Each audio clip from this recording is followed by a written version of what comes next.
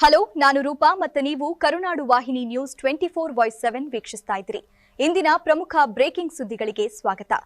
ಕಾವೇರಿ ನೀರಿನ ಹಂಚಿಕೆ ಮತ್ತೆ ತೀವ್ರ ಚರ್ಚೆ. ಕಾವೇರಿ ನೀರಿನ ವಿಷಯದಲ್ಲಿ ಹೋರಾಟ ಕೈಬಿಡುವಂತೆ ರಾಜ್ಯ ಸರ್ಕಾರ ಮನವಿ ಮಾಡಿದೆ. ಜಲಾಶಯಗಳ ನೀರಿನ ಮಟ್ಟ ಮತ್ತು ತಮಿಳುನಾಡಿಗೆ ನೀರು ಬಿಡುಗಡೆ ಕುರಿತು ಚರ್ಚೆ ಮುಂದುವರೆದಿದೆ. ಸಿವಿಲ್ ಪೊಲೀಸ್ ನೇಮಕಾತಿ ಪರೀಕ್ಷೆ ಆಗಸ್ಟ್ 2ರಂದು ನಡೆಯಲಿರುವ 991 ಸಿವಿಲ್ ಪೊಲೀಸ್ ಕಾನ್ಸ್ಟೇಬಲ್ ಹುದ್ದೆಗಳ ಲಿಖಿತ ಪರೀಕ್ಷೆಗೆ ಕಟ್ಟುನಿಟ್ಟಿನ ಭದ್ರತೆ ಹಾಗೂ ಕೆಲವು ಪ್ರದೇಶಗಳಲ್ಲಿ ಪರೀಕ್ಷಾ ಸಮಯ ಬದಲಾವಣೆ ಪ್ರಕಟಿಸಲಾಗಿದೆ. ಮೈಸೂರಿಗೆ ಪ್ರಧಾನಿ ಮೋದಿ ಭೇಟಿ. ಪ್ರಧಾನಿ ನರೇಂದ್ರ ಮೋದಿ ಇಂದು ಮೈಸೂರಿನಲ್ಲಿ ವಿವಿಧ ಅಭಿವೃದ್ಧಿ ಕಾರ್ಯಕ್ರಮಗಳಲ್ಲಿ ಭಾಗವಹಿಸುತ್ತಿದ್ದು, ನಗರದಲ್ಲಿ ಸಂಚಾರ ನಿರ್ಬಂಧ ಜಾರಿಯಾಗಿದೆ. ಜಂಕ್ ಫುಡ್ ಮಾರಾಟಕ್ಕೆ ಕಟ್ಟುನಿಟ್ಟಿನ ನಿಯಮ. ಶಾಲೆ ಮತ್ತು ಕಾಲೇಜುಗಳ 50 ಮೀಟರ್ ವ್ಯಾಪ್ತಿಯಲ್ಲಿ ಜಂಕ್ ಫುಡ್ ಮಾರಾಟ ಮಾಡಿದರೆ ಅಂಗಡಿ ಅಥವಾ ಹೋಟೆಲ್ ಪರವಾನಗಿ ರದ್ದಾಗುವಂತೆ ರಾಜ್ಯ ಸರ್ಕಾರ ಕ್ರಮ ಕೈಗೊಂಡಿದೆ. ಬೆಂಗಳೂರು ಹಸಿರೂರು ಅಭಿಯಾನ. ಆಗಸ್ಟ್ 15ರಿಂದ ಬೆಂಗಳೂರಿನಲ್ಲಿ 1.04 ಲಕ್ಷಕ್ಕೂ ಹೆಚ್ಚು ಸಸಿಗಳನ್ನು ನೆಡುವ ಮಹತ್ವಾಕಾಂಕ್ಷಿ ಅಭಿಯಾನ ಆರಂಭವಾಗಲಿದೆ. ರಾಜಕೀಯ ಬೆಳವಣಿಗೆ. ಕರ್ನಾಟಕ ವಿಧಾನ ಪರಿಷತ್ ಉಪಸಭಾಪತಿ ಎಂ.ಕೆ. ಪ್ರಾಣೇಶ್ ರಾಜೀನಾಮೆ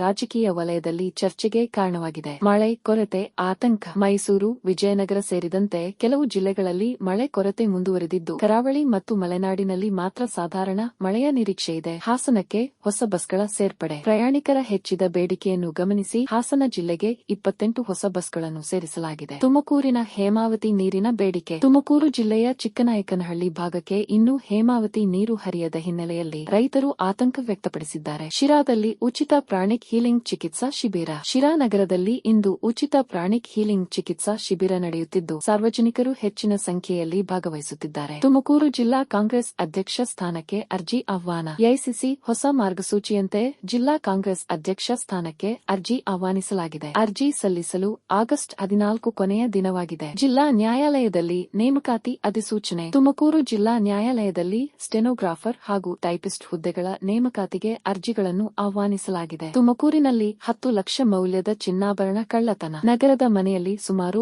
10 ಲಕ್ಷ ಮೌಲ್ಯದ ಚಿನ್ನಾಭರಣ ಕಳ್ಳತನ ನಡೆದಿದ್ದು, ಪೊಲೀಸರು ತನಿಖೆ ಆರಂಭಿಸಿದ್ದಾರೆ. ಕಾರು ಸ್ಫೋಟ ಪ್ರಕರಣದಲ್ಲಿ ತನಿಖೆ ತೀವ್ರ. ತುಮಕೂರು ಕಾರು ಸ್ಫೋಟ ಪ್ರಕರಣಕ್ಕೆ ಸಂಬಂಧಿಸಿದಂತೆ ಸ್ಫೋಟಕ ಸರಬರಾಜು ಜಾಲವನ್ನು ಪೊಲೀಸರು ಪತ್ತೆ ಹಚ್ಚಿದ್ದು, ಹಲವು ಆರೋಪಿಗಳನ್ನು ಬಂಧಿಸಿದ್ದಾರೆ. ಪೊಲೀಸ್ ನೇಮಕಾತಿ ಪರೀಕ್ಷೆಗೆ ಸಿದ್ಧತೆ. ನಾಳೆ ನಡೆಯಲಿರುವ ಪೊಲೀಸ್ ಕಾನ್ಸ್ಟೇಬಲ್ ಪರೀಕ್ಷೆಗೆ ತುಮಕೂರು ಜಿಲ್ಲೆಯ ವಿವಿಧ ಪರೀಕ್ಷಾ ಕೇಂದ್ರಗಳಲ್ಲಿ ಕಟ್ಟುನಿಟ್ಟಿನ ಸಿದ್ಧತೆಗಳನ್ನು ಮಾಡಲಾಗಿದೆ.